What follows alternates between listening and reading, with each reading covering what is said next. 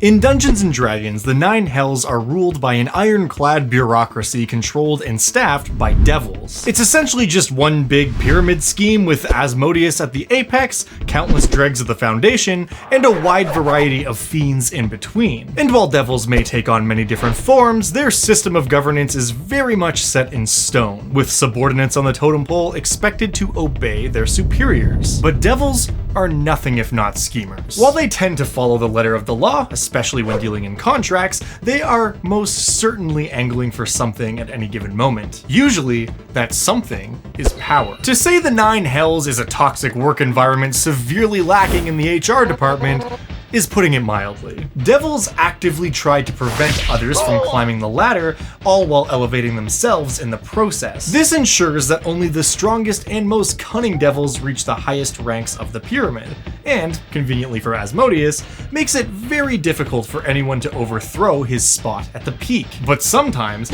a devil is caught in their schemes by the very superior they were hoping to supplant, and the punishment is severe. Depending on the actual crimes committed or fiendish laws broken, the lowly devil might just be executed. Other times, they're demoted to a form below their current station, forcing them down a peg or two in the chain of command. You're demoted. Whoa, wait. But once in a while, their crime will be something truly unforgivable, but not quite worthy of annihilation. And that is when a devil may find themselves demoted into a gulthir, a special form that is feared by all other devils, and considered by some to be a fate worse than death.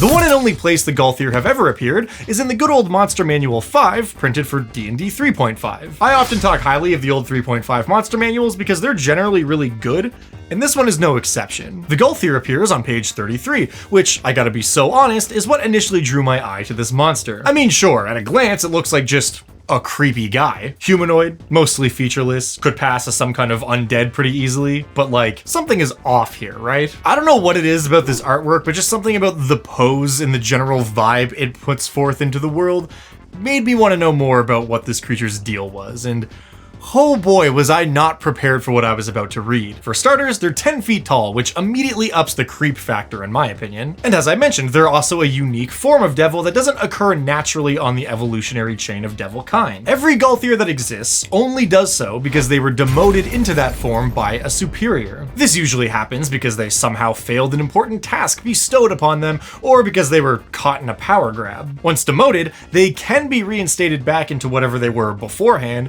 but in order to do so, they must once again prove themselves worthy of their station. And this means that they are one of the only true devils that exist outside the fiendish hierarchy of devil kind. They have no real authority over anyone else, but they are expected to obey orders given to them by senior devils in positions of command. But in terms of power, they are somewhere between barbed devils and chain devils, so they're certainly not pathetic weaklings. This implies, at least to me, that while technically any devil can become a gulthir, it seems to be a punishment reserved for those who are higher up the chain of command that either blow it on the job or show their ass in some type of attempted coup. Being forced into this shape is intended to be an ultimate humiliation, which, for the devil in question, it most certainly is. And it's for this reason that gulthirs generally just despise other devils. I mean, more than usual. They're extremely jealous of those who continue to move through the ranks and hateful to those on the lower end of the spectrum. They cling to whatever treasure they can find, greedily hoarding magic items and anything else that might be perceived as a status symbol, which is especially interesting to me because most devils don't really give a shit about treasure. They tend to view it as more of a means to an end. If you have an enormous amount of wealth, you can offer it to a mortal for the one currency that actually matters in the 9 Hells: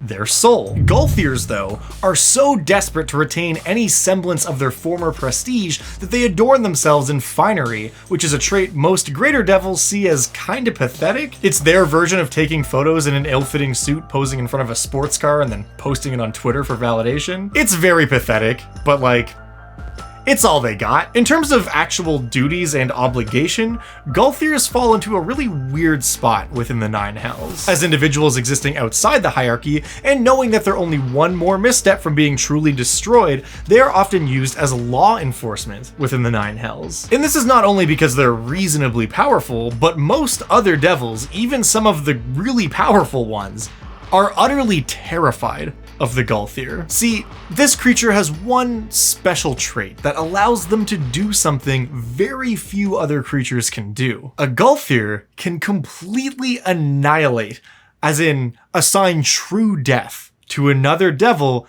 even when they are outside their home plane of existence. Let me explain. As per the cosmology of most D&D settings, when a creature from one of the outer planes is killed, they don't actually die. They are simply banished back to where they originate from. So when your wizard summons that earth elemental and it bites the dust, it isn't really dead, its essence just goes back to the elemental plane of earth. And this is true for like 99% of creatures that are not native to the material plane. In the case of a devil, the only way to truly destroy them is to cut them down within the Nine Hells, and even then sometimes there are extra steps involved. But gulthirs carry a little pocket dimension that is technically part of the Nine Hells within their body. And this wouldn't be a huge deal if it weren't for the fact that a gulthir can unhinge its jaw and swallow anyone or anything that is at least one size category smaller than them. And as large creatures, that means anyone who is medium or smaller is fair game. And unfortunately for the vast majority of devils, in D&D 5th edition at least,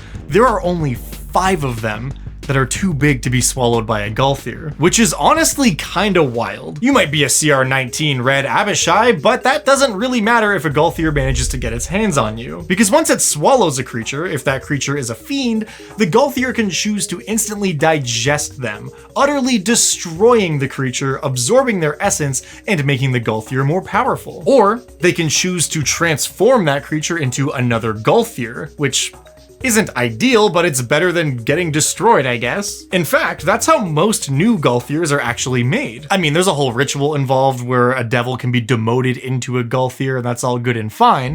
You're demoted. But it's a lot easier to just have an existing gulthir swallow the devil in question and then spit them back out, demoted and disgraced. If a creature who is not a fiend is swallowed by the gulthir, the results are equally horrific, but that's a whole other thing which we're going to get into in a minute. Something worth noting here is that in order to destroy another creature or transform them into a gulthir, the target in question only has to be a fiend, not necessarily a devil. So gulthirs are extremely terrifying to demons and other fiends as well. And while theoretically a gulthir could use its powers to turn a demon or a lesser devil into one of its own kind, they basically never do because they still have some pride as a devil despite their situation, and still look down on less powerful fiends as essentially fodder. It's kind of similar to the way massive data brokering companies look down on us when they steal our information and violate our right to privacy, which fortunately can be stopped with a scroll of NordVPN. God, I'm getting so good at these segues. As an avid user of the internet, I'm sure you're no stranger to the concept of a data leak. You know, when one of these massive tech companies who requires you to tell them your favorite color, deepest fears, and pretty much everything there is to know about you all in order to just make an account, does a little whoopsie and accidentally shares all that sensitive data with the world at large, allowing gods know who to acquire said data and use it for all manner of nefarious purposes. Or, you know, they just sell it because they like money. Isn't living in the future so cool? But with NordVPN, their dark web monitor feature continuously scans every corner of the internet to make sure your leaked information isn't up for sale somewhere, and if it is, it notifies you so that you can do something about it, like, I don't know, change the one password you use for literally everything to something not being sold to a literal crime person. Nord also keeps you safe from more direct attempts to get into your business with active encryption that protects your data even when you're on free public Wi-Fi at the little cafe down the street. I mean, their muffins are great, but their cybersecurity could probably be better. I've been doing ads for Nord going back a couple of years now, and even before they started supporting my channel, I was using Nord just as a customer, and I genuinely think they are the best VPN on the market right now. So if you want to lock in your online security or even just use it to access Netflix and YouTube videos that are region blocked in the place you live right now, you can get an extra 4 months for free added to a 2-year plan when you sign up using my link in the description of this video. They've also got a 30-day money-back guarantee, so if you want to take advantage of the offer, you try it out for a few weeks, you think it's not for you, you can just get your money back and all is well in the world. But I highly recommend checking it out for yourself because I know it's been a very useful tool for me. So thank you, Nord, for bringing us here this week to talk about a 10-foot tall devil man that swallows people That's very cool of you. And speaking of which, let's get back to it and talk about just exactly what this creature can do. The gulthir clocks in at a CR of 5, and when compared to other creatures in the same bracket, they might look a little bit underwhelming at first. They have decent defensive stats and a couple melee attacks in their bite and claw that do middling damage at best, but beyond that, the gulthir possesses a power that can change the tide of battle faster than you can say, "That's Jason Bourne." When they connect with a bite or claw attack, the target is, of course, grappled. And at the start of their turn, if they want to use their reaction right away, they can do so and swallow that creature, depositing them into their gulthir gizzard. Once inside the gizzard, the creature is restrained and immediately placed under the effects of a dominate monster spell. They don't even get to make a save.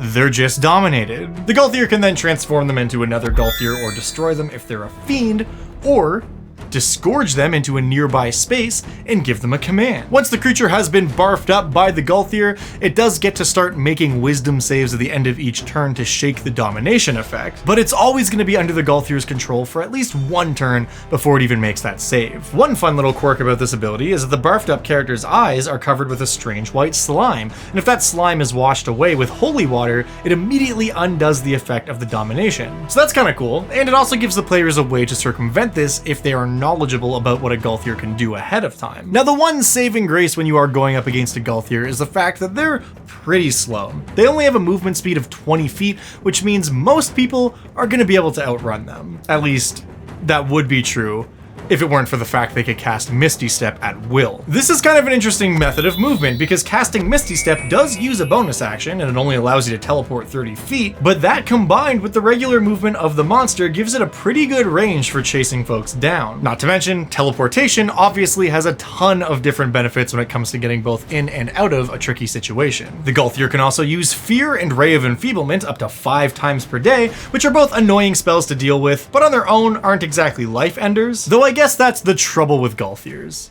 is they are very seldom on their own. They often travel with a roving band of lesser devils like lemirs or imps, which not only makes them more dangerous, but in a pinch, a gulthir can devour one of these lesser devils, which not only gives it advantage on basically everything for 1 minute, but also gives the gulthir a bunch of temp HP. They're never going to be the one putting out the most damage, but they are going to be very difficult to kill, nearly impossible to pin down, and if they manage to get their hands on an enemy combatant, that enemy combatant is now a friend, at least for a little while. But I feel like where this creature truly shines is in the numerous and unconventional ways that we can use it in a campaign, so let's talk about that.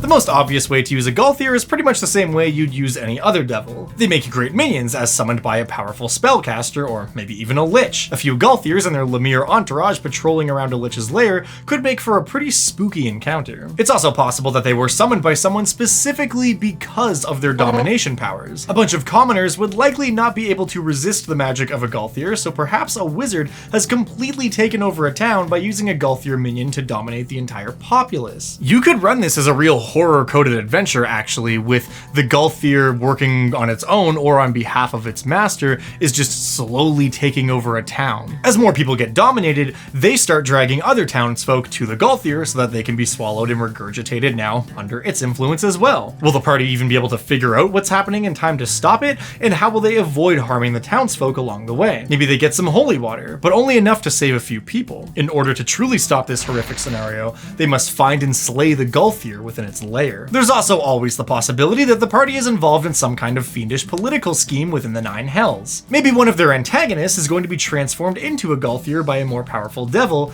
if they can manage to capture him. Or perhaps they're trying to prevent that from happening for some reason.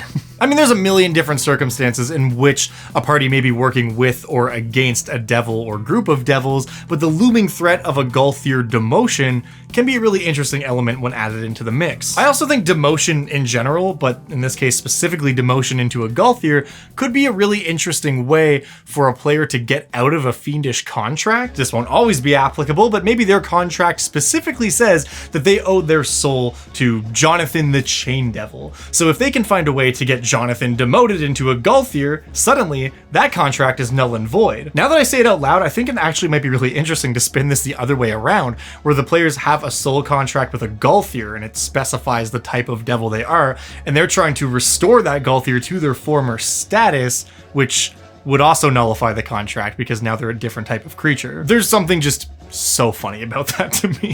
Gulthir can also make for an interesting random encounter, or even just a bit of set dressing in a fiendish city since they're effectively horrific devil cops. And I also think it's important to keep in mind their treasure hoarding tendencies. Maybe a specific Gulthir has a really valuable piece of treasure or something specifically important to your players, and the only way to get it from them is to either find them in the Nine Hells and take it, or summon them and take it. Or barter for it, but I mean, we all know they're gonna try and take it, right? Another thing mentioned in the book is that Gulthir sometimes operate in what are essentially press gangs, wherein they will enter the territory owned by Yugolos, and instead of hiring them as mercenaries, as is often the case, the Gulthir, acting under orders of a superior, will transform them into more Gulthirs, thus bolstering the armies of hell in the ongoing war against the demons. So that's something. It really could just be some kind of background stuff going on over here, or it could be the focus of an entire campaign. But either way, Gulthir press gangs were not on my bingo sheet when I started looking at this creature. The book also mentions that sometimes a Gulthir is unable to regain its status for some reason, and in such cases, they can live for a very, very long time. Theoretically, forever. So while we don't have stats for it, the book does allude to ancient Gulthir being towering figures, some reaching 30 feet or more. That is not only badass and terrifying, but also, a creature of that size could swallow just about anything in the game, which is a terrifying prospect. But however you choose to use this monster, as always linked in the description down below, there is a 5th edition conversion of this creature from 3rd edition into 5th edition, the thing I said, which is in the form of a Google document. It contains all the lore and relevant information that you will need to run this creature successfully at your table. But of course, if you are one of my lovely patrons who support this channel and enable me to do what I do, over on the Dungeon Dad Patreon page, you can find the high-res PDF version of this stat block, which does contain all the same information, but it's more fanciful, nicer presentation. We got our new artwork, which was done by the amazing Tam this week. I love all the little extra touches they added into this piece. It's very cool. But in any case, all of that can be found over on the Patreon page as my way of saying thank you so much for supporting what I do here. And speaking of patrons, it's time for Patron of the Week. This week's randomly selected patron is Ian McCart. I certainly don't want to put the cart before the McHorse here, but thank you so much for your support. It means the most. And thank you for watching. As always, if there's a monster from a previous edition of Dungeons & Dragons or another role-playing game like Pathfinder, Numenera, Worlds Without Number, Morkborg, whatever, let me know in the comments down below, or over in the Dungeon Dad Discord in the Monster Suggestions channel, and your suggestion will be added to the master list of creature suggestions. And who knows, you might just see it show up in a future episode of Monster of the Week, the show that I make. You're watching it right now. I don't know why I'm explaining this to you. This monster was a ton of fun to work on. I really like this guy. I'm a big fan of just like little one-off weirdo monsters that kind of crop up out of nowhere just because someone had a wild idea, literally only show up in one book ever and are just never seen or heard from again. And that is definitely this monster. And I love them. Anyways, thank you so much for watching, and I will see you in the next one. Until then.